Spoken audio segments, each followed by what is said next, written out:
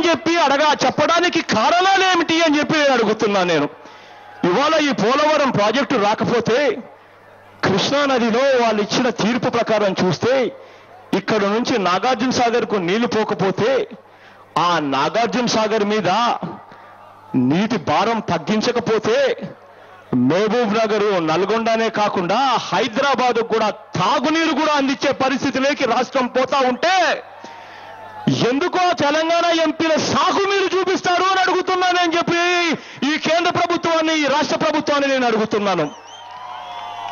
చిత్తశుద్ధి ఉండాలి. ఏదైనా చెయ్యాలి అనంటే ధైర్యం ఉండాలి, చిత్తశుద్ధి ఉండాలి. ఒక పక్క పోలవరం ప్రాజెక్టు చేసి చూపించాలి, మరో పక్క ప్రాణహిత చేవళ్ల ప్రాజెక్టు కూడా నాంది పలకాలి. రెండు ప్రాజెక్టులు చేయకూడదు అని చెప్పి ఏమైనా చట్టం ఉందా నేను అడుగుతున్నాను ఈ రాష్ట్ర ప్రభుత్వాన్ని, ఈ కేంద్ర ప్రభుత్వాన్ని నేను చెప్తున్నాను. ఈవేళ మనిషి అన్నాక పదవిలో ఉన్నప్పుడు ఒక తీరుగా, పదవిలో లేనప్పుడు మరొక తీరుగా ఉండడం కరెక్ట్ పద్ధతి కానే కాదు. మనిషి అన్నాక ఒకే తీరులో ఉండాలా, ఒకే రీతిలోనే ఉండాలి అని చెప్పి నేను చెప్తున్నాను. ఇది ఎవరి గురించి నేను చెప్తున్నాను అనంటే మైకులు పట్టుకుని చంద్రబాబు నాయుడు గారు రైతుల గురించి ప్రేమ వలకపోస్తున్నప్పుడు చెప్పే మాటలను చూసి చెప్తున్నాను. నేను 9 సంవత్సరాల పాటు ముఖ్యమంత్రిగా ఉన్న చంద్రబాబు నాయుడు గారు ఆవేళే పోలవరం ప్రాజెక్టు గురించి కట్టింటే ఆలోచన చేసిందంటే ఈ పాటికి పోలవరం ప్రాజెక్టు పూర్తయిపోవడమే కాదు, ప్రతి ఎకరాకు కూడా సాగునీరు వస్తూ ప్రతి రైతు సోదరుడు మొహాన చిరునవ్వు ఇవాళ కనపడుతూ ఉండేది.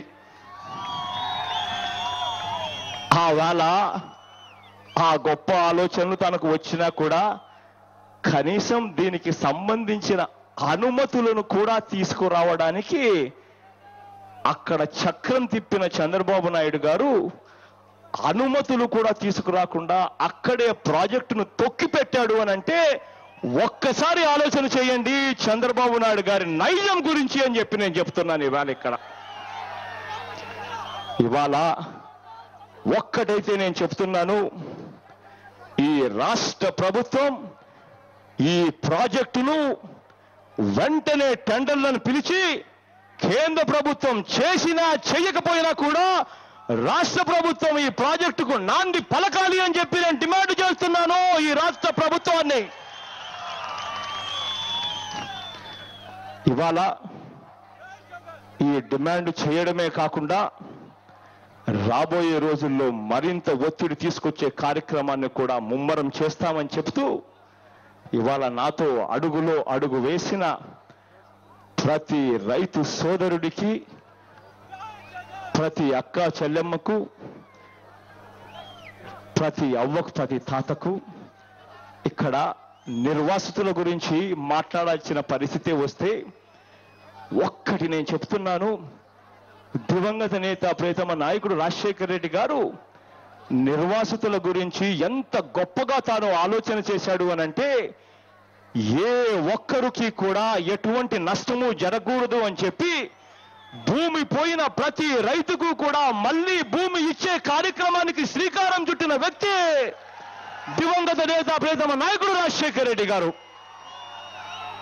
అదే స్ఫూర్తిని చూపిస్తూ ప్రతి రైతు సోదరుడిని, ప్రతి పేదవాడిని ఆడుకుంటూ చివరికి పోడు భూములలో వ్యవసాయం చేసుకుంటున్న ఆ ప్రతి పేద పోడు రైతులు కూడా మనసులో పెట్టుకొని ఆ దివంగత నేత ప్రియతమ నాయకుడు రాజశేఖర రెడ్డి గారు చూపిన దారిలో ఆ స్ఫూర్తితో ఈ పోలవరం ప్రాజెక్టు వైపు అడుగులు వేయాలి అని చెప్పి ఈ రాష్ట్ర ప్రభుత్వాన్ని మరొక్కసారి చేతులు జోడించి ఈయనకు జ్ఞానోదయం చేయవలసిందిగా దేవుణ్ణి ప్రార్థిస్తూ చేతులు జోడించి విన్నవించుకుంటున్నాను.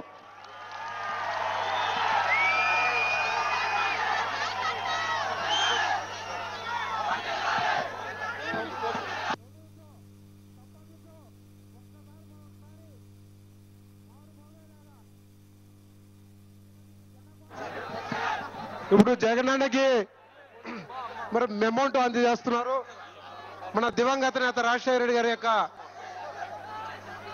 బొమ్మని మరి అందరూ కూడా